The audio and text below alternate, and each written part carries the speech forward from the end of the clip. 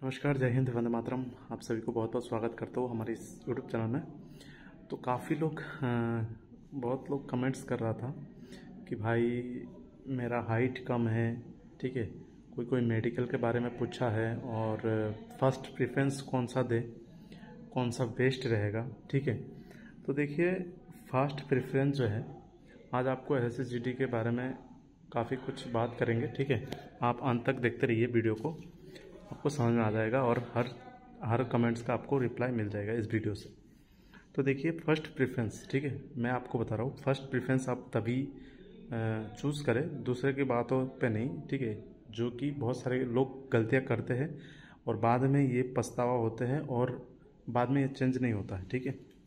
देखिए, state wise आप अपना चूज़ कर सकते हो। जैसे कि अगर आप सीआरपीएफ अगर फर्स्ट प्रेफरेंस देने की सोच रहे हो, तो सीआरपीएफ आप जानते ही हो, लगभग नक्सल अफेक्टेड और ऑल ओवर इंडिया सीआरपीएफ मतलब जॉब करती है, ठीक है ना। ज़्यादातर नक्सल अफेक्टेड जैसे छत्तीसगढ़ हो गया, जेएनके हो गया, ठीक है। तो ये सब एरिया में सबसे ज़्यादा भारी मात्रा में सीआरपीएफ में भर्ती होते हैं, सीआरपीएफ में पोस्टिंग होते हैं, ठीक है। जेएनके, उसके बाद छत्तीसगढ़, उसके बाद में जैसे कि सीआईएसएफ हो गया, ठीक है।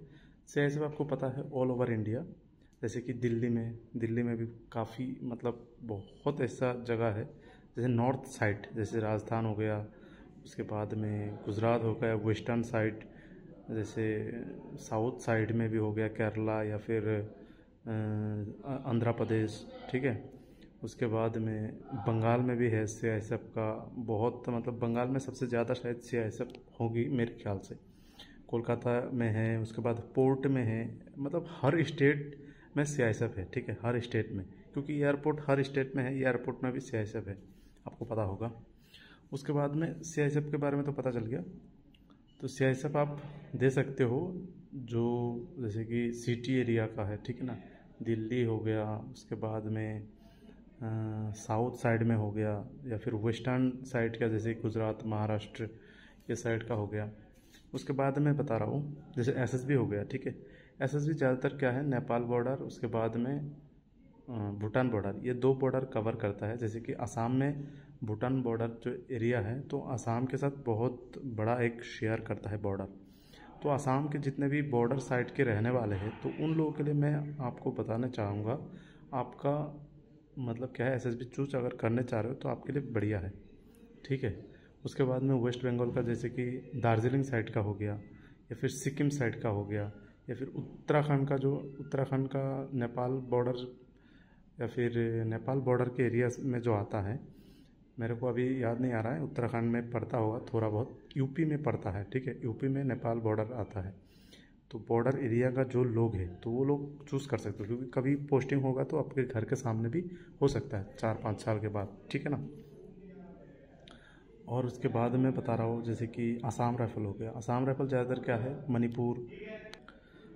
मणिपुर हो गया, नागालैंड, उसके बाद मिजोरम, त्रिपुरा, ये साइड में क्या है, आसाम राइफल ज़्यादातर है, जैसे कि बॉर्डर एरिया में है, नागालैंड हो गया, ठीक है। और ये साइड के जो नॉर्थ ईस्टर्न जो नागालैंड, मणिपुर, मिजोरम,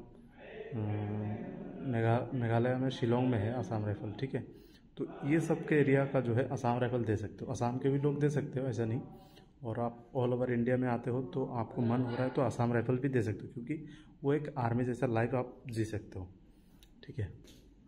अभी आईटीबीपी में आईटीबीपी, ठीक है। आईटीबीपी क्या है, आपको पता ही है, वो तिब्बतियन बॉर्डर जो फोर्स बोलते हैं, जैसे कि तिब्बत एरिया, चाइना बॉर्डर जो है अरुणाचल में है, ठीक है। अरुणाचल में तवांग बोलते हैं। उसके बाद उत्तराखंड में है आईटीबीपी ज़्यादातर, उत्तराखंड, लद्दाख, लेह लद्दाख, इस साइड के लोग जो है वो आईटीबीपी दे सकते हैं। बर्फीली इलाकों में अगर आपको रहने की या फिर आपको शौक़ है तो आप दे सकते हो आईटीबीपी, ठीक है। तो ये हो गया। और एक हो गया बीएसएफ आपको पता होगा, पाकिस्तान और बांग्लादेश दोनों बॉर्डर को कवर करता है। और जो भी बंगाल बॉर्डर एरिया हो गया, उसके बाद में जैसे कि राजस्थान हो गया, पंजाब हो गया, गुजरात हो गया, ठीक है। ये सब जो है पाकिस्तान बॉर्डर एरिया में आता है, JNK में हो गया, और बांग्लादेश बॉर्डर जैसे कि मेघालय, असम, उसके बाद में वेस्ट बंगाल, तो ये एरिया आ जाता है। तो आपको अभी देखना है आपको कौन सा अच्छा लगता है, ठीक है। और अगर सैलरी की बात करूँ तो सैलरी क्या है, सैलरी सबका बराबर है और छुट्टी का भी देखूँ तो छुट्टी सबका बराबर है, लेकिन CISF का जो है 30 डेज EL है और 15 CL है, ठीक है। बाकी जो फोर्स है उनमें 60 डेज EL और 15 दिन आपको CL मिलता है, जो कि 75 डेज होता है। और आपको CISF में क्या है, जैसे कि 1 महीने का एक्स्ट्रा सैलरी मिलता है, जिसको ECL बोलता है, इन लीव ऑफ केस, ठीक है। जैसे कि किसी दिन ऑफ हो गया, जैसे ऑफ डे, जैसे GS हो गया, उसके दिन ड्यूटी किया तो आपको मतलब वो एक दिन काउंट हो जाता है, मतलब 1 महीना एक्स्ट्रा आपको पेमेंट मिलता है, ठीक है। तो ये हो गया CISF का। उसके बाद मैं आपको बता रहा हूँ, जैसे कि सबसे ज़्यादा अगर सैलरी की बात करूँ तो ज़्यादातर क्या है, CRPF ज़्यादातर नक्सल एरिया में रहता है, छत्तीसगढ़, उसके बाद JNK। तो CRPF में अलाउंस लगभग रिक्स अलाउंस जो है वो हमेशा लगभग रहता ही है। उसके बाद में BSF सेकेंड में बोलता हूँ, ठीक है। BSF का भी कोई ऐसा एरिया है, लगभग बॉर्डर अलाउंस मिलता है, रिस्क अलाउंस मिलता है, तो उनका क्या है कोई जगह में CRPF से ज़्यादा हो जाता है सैलरी, ठीक है। आप बिलीव नहीं करोगे, ज्वाइनिंग टाइम में लोग 50-55 हज़ार तक ले लेते हैं ज्वाइनिंग के बाद। जैसे कि ट्रेनिंग होने के बाद जैसे ज्वाइनिंग कर लिया आप ड्यूटी करने के लिए, तब आपका ये लागू हो जाता है। उसके बाद में SSB हो गया, SSB का भी क्या है बॉर्डर एरिया में रहता है, उनको बॉर्डर अलाउंस भी मिलता है। और उसके बाद में ITBP, ठीक है। ITBP जैसे कि लेह लद्दाख हो गया, इस साइड में क्या है उनको हार्डशिप अलाउंस प्लस मतलब रिस्क अलाउंस। तो इस मामले में देखा जाए तो ITBP का भी बहुत ज़्यादा सैलरी हो जाता है, ठीक है, क्योंकि वो ग्लेशियर में भी रहता है, तो इस कारण से ITBP का भी सैलरी हाईफाई हो जाता है, ठीक है ना। तो उसके बाद मैं आपको बता रहा हूँ, CISF, ठीक है। CISF का भी है, JNK एरिया में है CISF, तो उधर में CISF का भी रिस्क अलाउंस मिलता है। उसके बाद छत्तीसगढ़ में भी है कुछ एरिया में, तो उधर भी रिस्क अलाउंस मिलता है। बाकी CISF का जो है सैलरी स्टेबल है, ठीक है, एकदम ज़्यादा भी नहीं एकदम कम भी नहीं।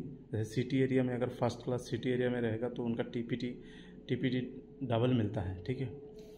तो ये है लगभग, मतलब क्या है CISF का सैलरी आप दूसरे के हिसाब से कंपेयर करोगे तो क्या है, जैसे कि कुछ इलाका में कम है और कुछ इलाकों में ज़्यादा है, ठीक है।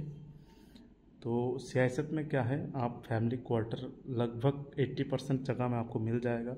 उसके बाद में SSB का भी लगभग आपको 30 to 50% तक मिलने का चांस रहता है। CRPF में भी मिलता है, जैसे ग्रुप सेंटर हो गया, हेडक्वार्टर एरिया हो गया। BSF में भी ऐसा ही है, हेडक्वार्टर। बाकी CISF में क्या है, आप कहीं भी जाओ क्वार्टर मिल जाता है, क्योंकि प्लांट एरिया में भी ड्यूटी करता है, तो प्लांटों में क्या है पहले से ही क्वार्टर बना हुआ रहता है, तो उनमें CISF को मतलब क्वार्टर में आ जाता है, ठीक है। उसके बाद में ITBP का हो गया। ITBP का तो मुश्किल ही लगता है, लेकिन फिर भी बहुत सारे मैं ऐसे लोग देखा हूँ जो कि क्वार्टर लेके भी रहता है, ठीक है। और असम राइफल हो गया, असम राइफल भी क्वार्टर मिलता है उन लोगों का भी, ठीक है। जैसे हेडक्वार्टर में हो गया पोस्टिंग, तो लगभग क्या है उस सबसे देखा जाए तो SSB का भी मिलता है, उसके बाद CRPF का भी मिलता है। क्वार्टर के मामले में बोले तो CISF का अगर आपको क्वार्टर रखना है तो CISF आप देख सकते हो, ठीक है ना। अगर सैलरी के हिसाब से देखोगे तो CRPF, ITBP, BSF इनमें आप चूज़ कर सकते हो, ठीक है। और छुट्टी के मामले में देखो तो हर फोर्स का अलग, और CISF 45 डेज और दूसरे जो है 75 डेज, और इधर 1 महीना सैलरी आपको ज़्यादा मिलेगा। तो ये कुछ बात था, ठीक है। और हाइट चेस्ट के लिए जो भी लोग बोल रहे थे ना कि मैं गोरखा हूँ, कुछ लोग कमेंट्स किया है गोरखा हूँ, ठीक है। तो क्या है, गोरखा जो है GTA जो बंगाल का गोरखा टेरिटोरी GTA बोलते हैं, ठीक है। गोरखा मेरे को याद नहीं आ रहा है, तो एडमिनिस्ट्रेट A पर एडमिनिस्ट्रेट, ठीक है, जो कि दार्जिलिंग, उसके बाद और 3 डिस्ट्रिक्ट आता है, तो उनमें से जो बिलोंग करता है ना उसके लिए हाइट में बढ़िया सूट है। और एनेक्जन 9 जो है आप अगर हाइट में सूट ले रहे हो, जैसे आसाम हो गया, नॉर्थ ईस्टर्न हो गया, ठीक है, और उसके बाद में ऑल स्टेट का एसटी कैटेगरी से हो, जैसे कि आप जनरल स्टेट हो गया, जैसे कि मध्य प्रदेश हो गया या फिर राजस्थान हो गया या फिर यूपी हो गया, ये सब में अगर आप एसटी कैटेगरी हो तो 162.5 अगर आपका हाइट है तो आप क्वालिफाइड हो, ठीक है।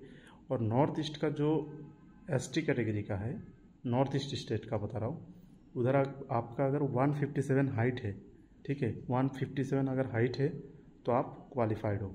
तो उसके लिए आपको क्या है, एनेक्सर 9 है, ठीक है ना। तो मैं आपको जो है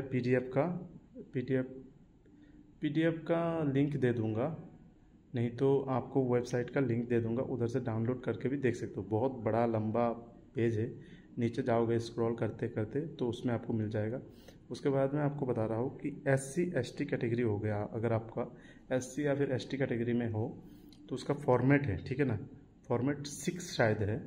तो आप स्क्रॉल करोगे ना तो उसमें लिखा है फ्रॉम एससी एसटी का एनेक्सर 6 ऐसा है, तो उसको बनवाना है। और एनेक्सर 7 शायद जो अदर बैकवर्ड क्लासेस है, जैसे कि ओबीसी हो गया, तो उनके लिए एनेक्सर 7 है, जो कि एसडी ऑफिस या फिर डीसी ऑफिस से आपको साइन मोहर मरवा के फिर आपको जाना पड़ेगा, ठीक है ना।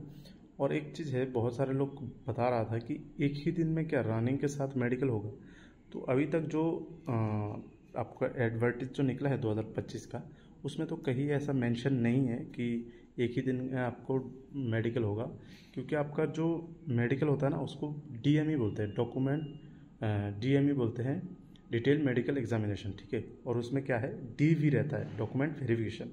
तो वो क्या है, एक दिन में आपका नहीं हो पाएगा, जैसे कि फिजिकल के दिन आपका मेडिकल नहीं हो पाएगा, उसके बाद में आपका फिजिकल होगा, उसके बाद में एक सीट पे कितना लोग करके आएंगे, जैसे कि एक सीट में 10 लोग क्वालिफाइड करेंगे मेडिकल के लिए, ठीक है। फिजिकल, जैसे कि फिजिकल तो बहुत लोग क्वालिफाइड कर लिया, उसके बाद में जैसे कि हमारे समय में एक सीट पे शायद 3 लोगों को मेडिकल में लिया था एक सीट पे, ठीक है। मेरे को अभी कंफर्म याद नहीं आ रहा है, लेकिन ऐसा ही है, लगभग एक सीट में 3 लोग मतलब मेडिकल देने जाएंगे।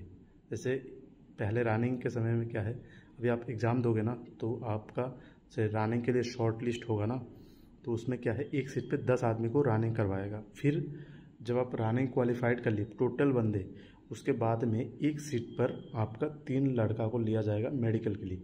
फिर क्वालिफाइड डिसक्वालीफाइड होके जो रहेगा उन पे मेरिट लिस्ट बनेगा, और जो मेरिट लिस्ट में आ जाएगा फिर उसका अपॉइंटमेंट लेटर आएगा, फिर आप ज्वाइनिंग करोगे ट्रेनिंग सेंटर में। तो मैं कोशिश किया, पूरा बताने की कोशिश किया, और कुछ भी आपका डाउट होगा तो कमेंट सेक्शन में बताना, ठीक है। तो थैंक यू, जय हिंद, वंदे मातरम।